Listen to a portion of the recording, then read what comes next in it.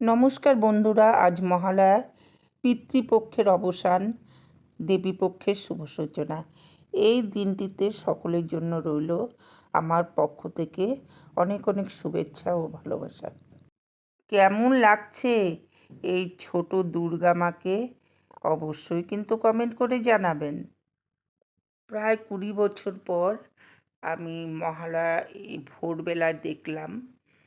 ভোরবেলায় টিভিতে মহালয়া দেখে তারপর সবাই মিলে একটু বেরিয়েছিলাম।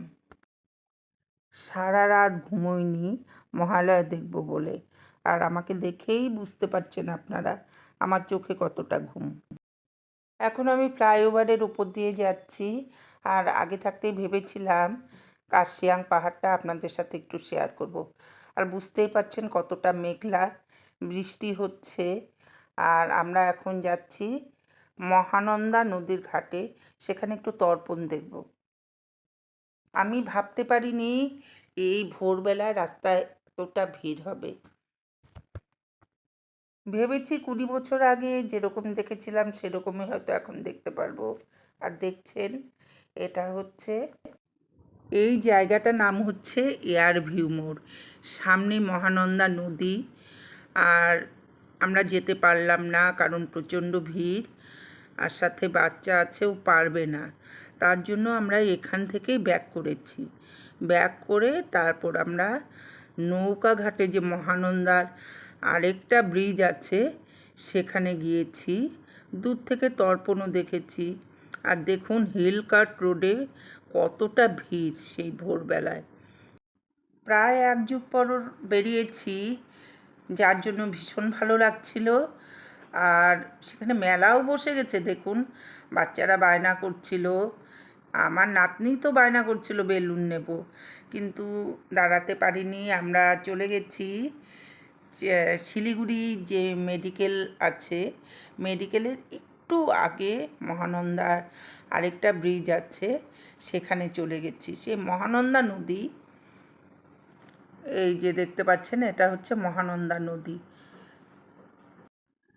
ব্রিজের উপর গাড়ি দাঁড় করিয়ে সেখানে তো আর ভিডিও করা যায় না, কিন্তু তবুও আমি আমার সাথে যারা ছিল মেয়ের জামাই, তাদেরকে বলেছি একটু দাঁড়াতে ব্রিজের ওপরেই।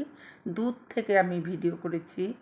আর এই দেখুন কত লোক তর্পণ করছে, খুব খুব ভালো লাগছিল। আর এটা হচ্ছে মহানন্দা নদী।